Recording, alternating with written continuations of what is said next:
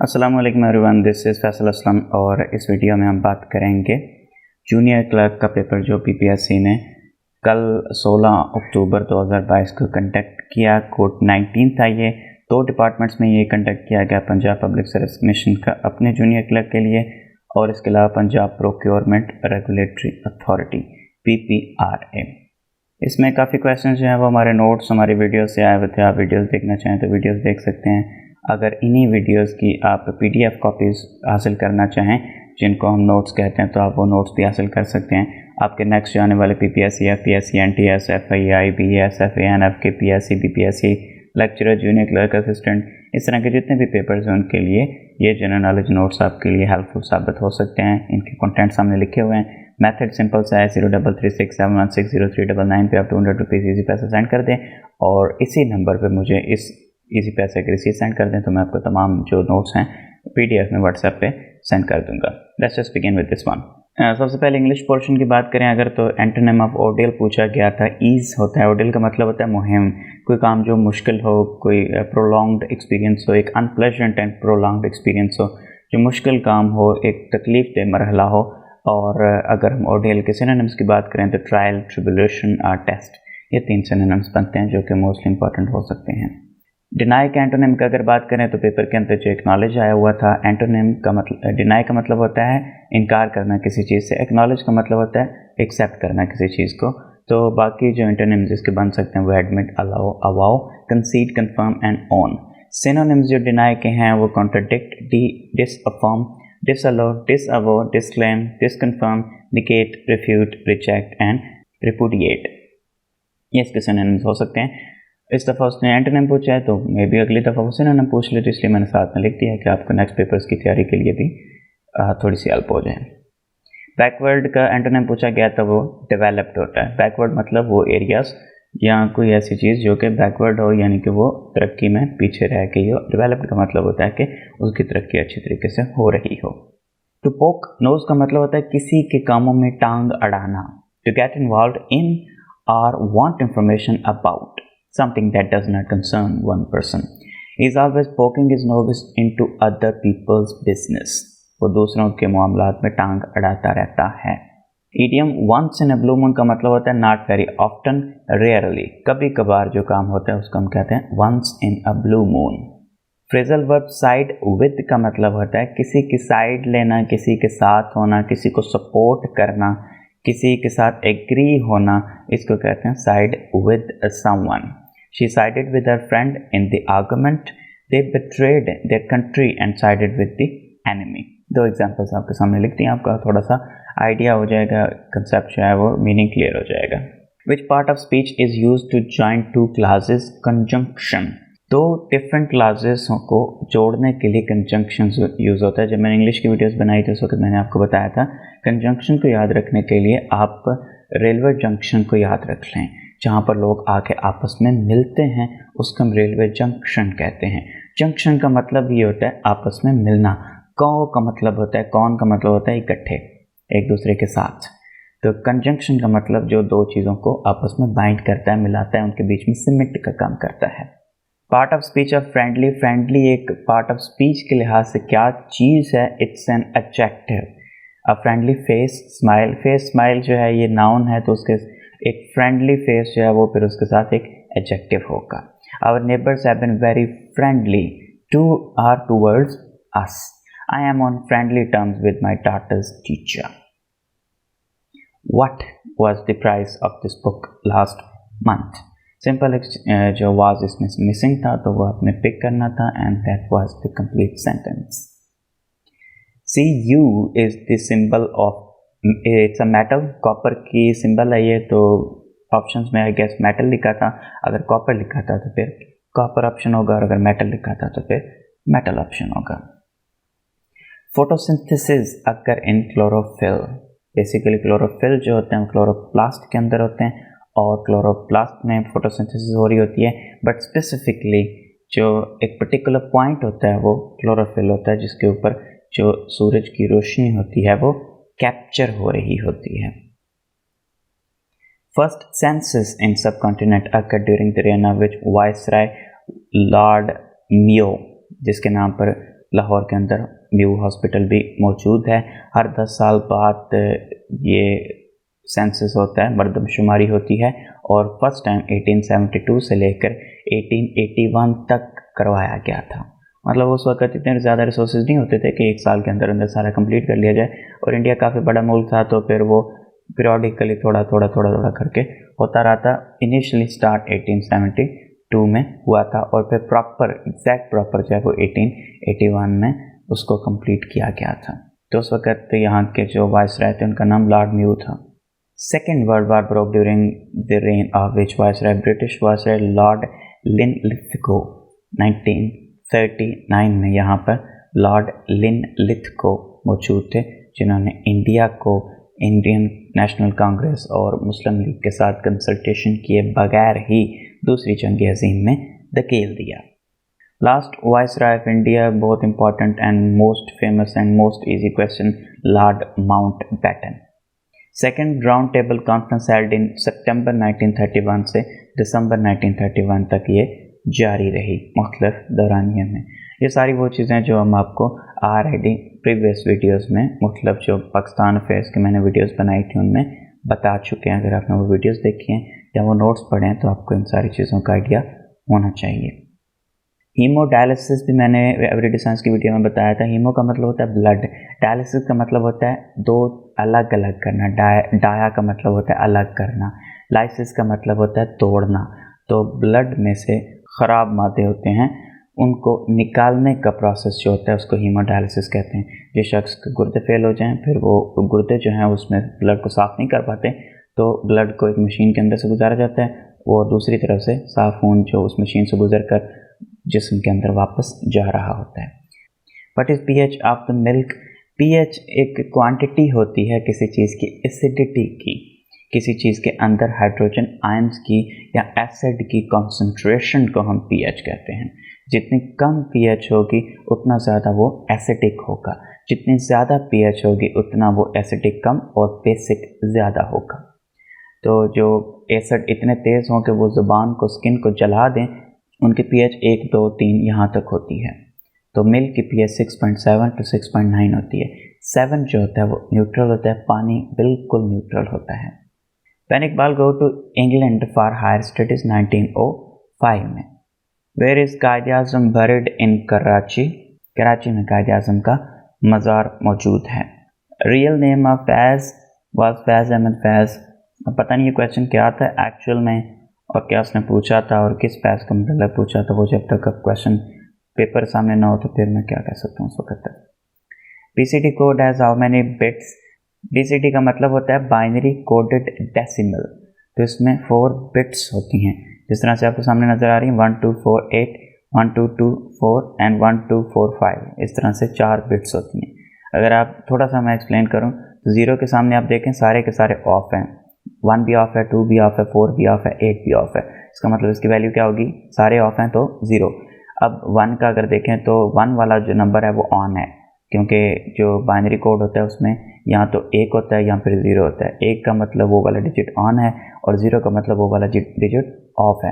Next अगर आप देखें 2 पे तो 2 वाला डिजिट जो है वो ऑन है, उस पर 1 लिखा हुआ है और बाकी तीनों जो है वो 0 0 हैं, ऑफ हैं। नेक्स्ट पे देखें 3 है तो 3 पे 1 वाला भी ऑन है, 2 वाला भी ऑन है। इसका मतलब ये है कि वो दोनों मिलके 3 बन गए, 4 और 8 वाला ऑफ है। 4 पे देखें तो 4 वाला खाली एक ऑन है, 1 वाला भी ऑफ, 2 वाला भी ऑफ और 8 वाला भी ऑफ। 5 पे देखें तो 1 वाला और 4 वाला ऑन है, 2 और 8 ऑफ है, तो 1 और 4 मिलके 5। तो इसी तरह से ये आगे नंबर जो हैं वो चलते जाते हैं और जस्ट इन नंबर को ऑन ऑफ करने से हमारे पास एक एग्जैक्ट पूरा नंबर जो है वो आ जाता है। Largest fresh water lake of Pakistan is Mansar lake. ये पाकिस्तान की सबसे बड़ी झील है और इस दफ़ा सैलाब में ये भी किनारों तक भर गई थी और फिर इसको पाटना पड़ा, उसको तोड़ना पड़ा ताकि वो किसी और तरफ न निकल जाए पानी। Largest glacier of Pakistan is Siachen. अगर हम बात करें पाकिस्तान के कब्ज़े में कौन सा है तो फिर वो ब्याफो ग्लेशियर है। सियाचिन पे पाकिस्तान का क्लेम मौजूद है, बिल्कुल इसी तरह जिस तरह कश्मीर पे पाकिस्तान का क्लेम मौजूद है, सेम उसी तरह सियाचिन ग्लेशियर पे भी पाकिस्तान का क्लेम मौजूद है। लेकिन इस वक्त करंटली ये इंडिया के कब्ज़े में है और पाकिस्तान के पास जो सबसे बड़ा ग्लेशियर पाकिस्तान का है वो ब्याफो ग्लेशियर है, जो सियाचिन के बाद दूसरा सबसे बड़ा ग्लेशियर है। Shortcut key to move cursor one word right is control plus right arrow. अगर आप कंट्रोल प्रेस करके राइट एरो प्रेस करें तो एक एक पूरा पूरा वर्ड जो स्किप करके कर्सर आगे चला जाएगा। लाइक अगर शॉर्टकट के स्टार्ट में कर्सर मौजूद हो, कंट्रोल आप राइट एरो प्रेस करें तो वो की के स्टार्ट में चला जाएगा, फिर प्रेस करेंगे टू के स्टार्ट में चला जाएगा, फिर प्रेस करेंगे मूव के स्टार्ट में चला जाएगा, फिर प्रेस करेंगे कर्सर के स्टार्ट में चला जाएगा। अगर आप खाली कर्सर जो राइट एरो प्रेस करेंगे साथ में कंट्रोल प्रेस नहीं करेंगे तो फिर वो एक एक लेटर करके आगे जाएगा। पहले एस, फिर एच, फिर ओ, फिर आर, फिर टी, फिर सी, फिर यू, फिर टी, इस तरह करके वो कर्सर आगे मूव करेगा। लेकिन कंट्रोल साथ प्रेस कर देंगे तो वो पूरा पूरा एक वर्ड मिस करके आगे चलता जाएगा। Father of local government in सब कॉन्टिनेंट वाज लॉर्ड रिपन। बहुत सारी इसने रिफॉर्म्स की थी इंडिया के अंदर, जिसमें से एक अच्छी रिफॉर्म जो थी वो लोकल सेल्फ गवर्नमेंट का इंट्रोडक्शन था। इसीलिए इस वायसराय को गुड वायसराय ऑफ इंडिया कहा जाता है। Census in Pakistan occur are conducted after every 10 years. हर 10 साल बाद पाकिस्तान के अंदर मरदमशुमारी की जाती है। Pakistan Afghanistan border length is 2250 kilometres. वैसे एक्चुअल में विकिपीडिया पे 2640 लिखी हुई है, लेकिन पीपीएससी के पेपर्स में आज भी 2250 किलोमीटर का जो बॉर्डर लेंथ है वो लिखी हुई है। फिर लोग कहते हैं कि पीपीएससी ने अपना जो है वो एमसीक्यूज डेटा बैंक जो है वो चेंज कर लिया, नए क्वेश्चन आ गए, पुराने ख़त्म हो गए, सारे वही हैं, पता नहीं कहाँ से आप लोग ये बातें निकाल लाते हैं। Polio is caused by virus, बहुत दफ़ा ये क्वेश्चन आ चुका है। Which is input device scanner. Scanner में आप कोई चीज़ स्कैन करते हैं और वो कंप्यूटर के अंदर चली जाती है, तो इसलिए उसको इनपुट डिवाइस कहते हैं। कंप्यूटर के अंदर से कोई चीज़ बाहर निकले या आपको नज़र आए तो फिर वो आउटपुट डिवाइस होगी। Age of Akbar at the time of accession 14 years. 14 फरवरी 1556 को हुमायूं के वफात के बाद सिकंदर शाह के साथ जो जंग थी उसमें अकबर को बाकायदा तौर पर बादशाह क्लेम किया गया था, एक्लेम किया गया था। आप अगर 14 अकबर मूवी देखें तो उसमें वेरी फर्स्ट सीन यही है। Soap and detergent used to clean dirt from clothes by lowering surface tension of water. अब अगर इस पिक्चर में देखें तो जो डार्क ब्लू टाइप का डब्बा बना हुआ है वो दाग है, ग्रीस है। जो लाइट ब्लू है वो कपड़ा है और वो कपड़े के साथ चिपका हुआ है। ऊपर से डिटर्जेंट हम डालते हैं या सोप डालते हैं तो सोप जो है वो कैप्सूल की तरह के जो बने हुए ये सोप है। उसका एक पार्ट हाइड्रोफिलिक है जो कि पानी के साथ अटैच है, दूसरा पार्ट जो है वो हाइड्रोफोबिक है जो ग्रीस के साथ अटैच होता है, यानी कि उसके अंदर दोनों के साथ अटैच होने की खूबी है। अब वो आता है पानी के साथ जुड़ा हुआ और जुड़ के वो ग्रीस के साथ अटैच हो जाता है और अटैच होकर जब हम पानी निकालते हैं तो डिटर्जेंट भी निकलता है और डिटर्जेंट अपने साथ ग्रीस के टुकड़ों को भी खींच लेता है, साथ में ही उनको ले जाता है। तो आपको एंड पे नज़र आ रहा होगा कि उसके इर्द गिर्द ग्रीस के जो टुकड़ा है उसके इर्द गिर्द सारे डिटर्जेंट के टुकड़े जुड़ गए हैं और एक साइड से वो ग्रीस के साथ जुड़ गए हैं, दूसरी साइड से वो पानी के साथ जुड़े हुए हैं। पानी निकलेगा तो वो डिटर्जेंट जो है वो ग्रीस को भी लेके बाहर चला जाएगा और कपड़े जो हैं वो साफ़ हो जाएंगे। First president of Muslim League was sir Aga Khan सोम। Currency of Malaysia is ringgit. Famous president of Cuba was Fidel Castro. Alexander the Great was the king of Macedonia. कुछ जगह पर मेसोपोटामिया लिखा हुआ था। मेसोपोटामिया इराक को कहा जाता है, शाम और इराक ये जो एरिया है यहाँ पर इसको मेसोपोटामिया कहा जाता है, जबकि मैसेडोनिया का किंग था ये, मेसोपोटामिया का नहीं। Second round table conference date सितंबर 7, 1931 से दिसंबर 1, 1931 तक। आई थिंक क्वेश्चन रिपीट हुआ था या मुझसे रिपीट हुआ है। Which devices are use to backup data. Backup आप सीडी में बना सकते हैं, हार्ड डिस्क में बना सकते हैं, फ्लॉपी में बना सकते हैं।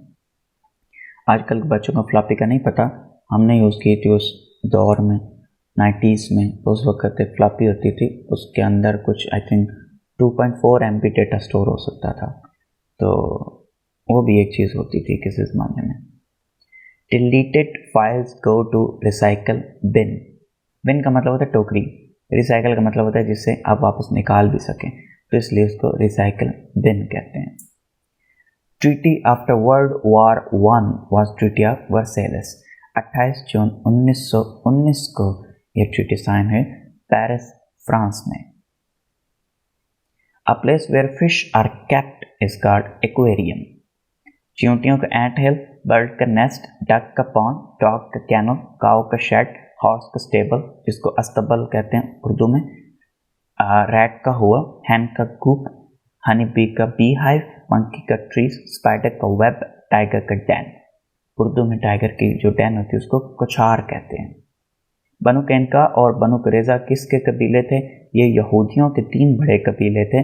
बनु कैनका, अगर प्रोनाउंसिएशन मेरी गलत है इस नाम को पढ़ने में, आई एम सॉरी, मुझे इसका एग्जैक्ट आइडिया नहीं है। बनु नज़ैर और बनु कुरैज़ा ये 3 कबीले थे मदीना में जो आबाद थे, मदीना के अतराफ में जो यहूदियों के थे। Personal computers are also called micro computers.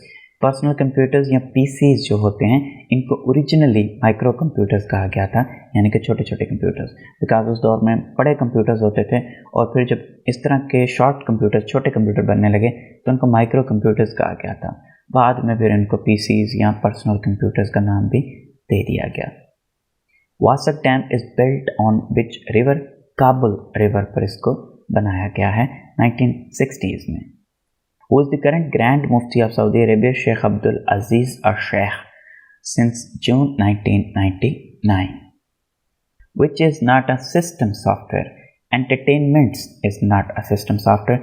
System software में आते हैं आपका ऑपरेटिंग सिस्टम जो विंडो होती है, उसके अलावा यूटिलिटी सॉफ्टवेयर्स जो मतलब नोट पैड और इस तरह की छोटी मोटी चीज़ें होती हैं, उसके अलावा device driver, audio driver, video driver और साउंड ड्राइवर, ये सारी चीज़ें। फर्मवेयर जिसके अंदर एक ड्राइवर इंस्टॉल होता है, सॉफ्टवेयर इंस्टॉल होता है, लैंग्वेज ट्रांसलेटर, ये विंडोज़ और सिस्टम सॉफ्टवेयर्स हैं, जबकि इनके अलावा बाकी जो होते हैं वो यूटिलिटी सॉफ्टवेयर्स या एंटरटेनमेंट सॉफ्टवेयर कहलाते हैं। Major reason of dispute between Pakistan and India is Kashmir. ये क्वेश्चन भी काफ़ी दफ़ा पूछा जा चुका है मुख्तलिफ पेपर्स में। When was International Labour Organization founded? 1919 में इसको फाउंड किया गया था, अक्टूबर 1919 में। 187 मेंबर्स हैं, 193 यूएन मेंबर्स में से ही हैं, जबकि एक कुक आइलैंड्स हैं जो कि यूएन का मेंबर नहीं है। इसका हेडक्वार्टर स्विट्ज़रलैंड की सिटी जिनेवा में है।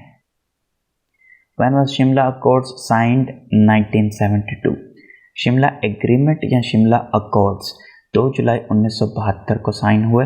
शिमला डेपुटेशन 1906 में 35 मुसलमान लीडर्स का एक ग्रुप जो है वो वायसराय से मिलने गया और उसके बाद फिर मुस्लिम लीग की बुनियाद रखी गई। शिमला कॉन्फ्रेंस 1945 में लॉर्ड वेवल से हिंदुस्तान के जो मुख्तलिफ लीडर्स थे वो मिलने गए थे। तो ये तीनों शिमला के नाम से और मुख्तलिफ तरह से रिपीट करके वो मुख्तलिफ तरीके से वो इन तीनों को पूछता रहता है अक्सर। Tom of Quaid-e-Azam is in Karachi. I think ये क्वेश्चन मैंने रिपीट किया या पेपर में रिपीट था, मुझे आइडिया नहीं है। World has web authoring tools to incorporate sound, hyperlinks and text, all of these. Which is fast memory? Primary memory. Primary memory आप इसको कह सकते हैं जो कैश मेमोरी होती है, जो सिस्टम के अंदर लगी होती है। आप जब कंप्यूटर को स्टार्ट करते हैं तो जो बूट करती है सिस्टम को वो फास्ट मेमोरी और उसको CMOS मेमोरी कहा जाता है, तो वो प्राइमरी मेमोरी होती है। उसके बाद हमारे पास प्राइमरी मेमोरी में रैम भी आती है और उसके बाद सेकेंडरी मेमोरी में हमारे पास हार्ड ड्राइव आती हैं। कंप्यूटर के जो वीडियोस थी और जो नोट्स थे उसमें आपको ये चीज़ें मिल जाएंगी। तौबतुन नसूह किसका नावल है? ये डिप्टी नज़ीर अहमद का नावल है। इन्होंने तानिसियत का मंशूर मुरतब किया था। सबसे पहले ख़वातीन के लिए अदब की तश्कील दी। पहला उर्दू का नावल निगार भी यही है और इंडियन पीनल कोड का इन्होंने तर्जमा किया था ताज़ीरात हिंद के नाम से। लाहौर का जोग्राफिया किसने लिखा है? पतरस बुखारी ने। टाइम टाइम फ़िश का क्या मतलब है? ज़ुबानी जमा खारिज तो बहुत कुछ और नतीजा कुछ भी नहीं, बेनतीजा फजूल काम। मुश्ताक अहमद यूसुफ़ी की वजह शोहरत मज़ाह निकारी। बहुत से कौमी और बैन अल-अक़वामी मालियाती इदारों के सदर भी रहे, बैंकर भी थे और सितारा इम्तियाज़ भी मिला और उसके बाद निशान इम्तियाज़ भी मिला। बहुत कम लिखते थे लेकिन मयारी लिखते थे। चिराग तल इनकी एक किताब का नाम है, हाकम बदहन इनकी एक किताब का नाम है, ज़रगुज़िश्त इनके किताब का नाम है, और यही 3 किताबें इनकी मतलब एक तरह से बहुत इम्पोर्टेंट और बहुत फेमस किताबें हैं जिनके बारे में अक्सर पूछा जाता है। पतरस बुखारी की वजह शोहरत भी मज़ाह निगारी थी, मज़ाह निगार भी थे, अफसाना निगार, मुतरजम, शायर, नकाद, मुअल्लम, बरतानवी हिंदुस्तान के माहिर नशरियात और पाकिस्तान के सफारतकार भी थे। पाकिस्तान की तरफ से अक़वाम मुत्तहिदा ने पाकिस्तान के पहले मुस्तकिल मंदूब यानी परमानेंट रिप्रेजेंटेटिव भी थे। मुमताज़ नकाद डॉक्टर आसन फारूकी इनके बारे में लिखते हैं पतरस बुखारी के बारे में, मेरी निगाह में वो पक्का ह्यूमरिस्ट था, उर्दू का वाहिद ह्यूमरिस्ट, बल्कि वहदहू ला शरीक ह्यूमरिस्ट। कुछ इम्पॉर्टेंट जो मज़ामीन थे इनके, हॉस्टल में पढ़ना, सवेरे जो कल आँख मेरी खुली, या आपने शायद मैट्रिक या FSC में पढ़ी होगी ये मजमून, कुत्ते, लाहौर का जोग्राफिया, उर्दू की आखिरी किताब, मैं एक मियाँ हूँ, और मुरीदपुर का पीर। इन मज़ामीन के बारे में अक्सर पूछा जाता है कि किसने लिखे हैं, तो आपको थोड़ा सा आइडिया होना चाहिए कि पतरस बुखारी ने लिखे हैं। यहूदियों का ईमान था कि हम थोड़े दिनों के लिए जहन्नम में रहेंगे और उसके बाद हमें जन्नत में भेज दिया जाएगा। तो अल्लाह ताला ने कुरान में कहा है कि क्या तुमने इस काम के लिए, इस चीज़ के लिए कोई अहदनामा लिखवा रखा है किसी से? कौन सी कौम जिब्राईल अलैहिस्सलाम के सबसे बड़ी मुखालिफ है? यहूदियों के बारे में कहा जाता है कि वो जिब्राईल अलैहिस्सलाम को पसंद नहीं करते। गूगल पे मुझे ऐसा कुछ नहीं मिला, लेकिन कुरान की आयतें, सूरह बकरा की आयत नंबर 97, मन काना अदुवन लिजिब्राईल फइन्नहु नज़्ज़लहु अला क़ल्बिका, whoever is an enemy to Jibreel, let him die in his fury, for indeed he has brought it down to your heart। आगे जो इसमें तशरीह लिखी है वो ये है कि Jews not only reviled the prophet, peace be upon him, and his followers, but also God's chosen angel Jibreel, denouncing him as their enemy and branding him as the angel of curse rather than of blessing। मूसा अलैहिस्सलाम ने किस बादशाह के घर में परवरिश पाई? अगर simple फ़िरौन ही पूछा हुआ था तो फिर सिंपल से इसका नाम फ़िरौन था, लेकिन फ़िरौन उस दौर के तमाम बादशाहों को कहा जाता था जो मिस्र के बादशाह थे, फ़िराइन मिस्र इनको कहा जाता था। तो अगर एक्चुअल में नाम पूछा गया था तो कुछ लोगों के नज़दीक, कुछ तहकीक करने वालों मुफस्सिरीन के नज़दीक उसका नाम रेहान था, और कुछ के नज़दीक उसका नाम मनफताह था, जो रामसिस II का बेटा था मनफताह। तो ये इन दो नामों में कन्फ्यूजन है। हाँ, अगर पेपर के अंदर सिर्फ इतना ही पूछा था कि उसका नाम फ़िरौन है तो फिर सिंपल सा फ़िरौन, सारे के नाम ही फ़िरौन थे। अगर यूसुफ अलैहिस्सलाम के ज़माने में जो मिस्र में बादशाह था, जो अजीज़ मिस्र के ऊपर बादशाह था, उसका नाम भी फ़िरौन ही था।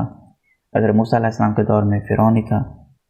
मिर्सिया की जमा मरासी, रिसा से बनाए, जिसके मानी मुर्दे को रोने और उसकी खूबियाँ बयान करने के हैं।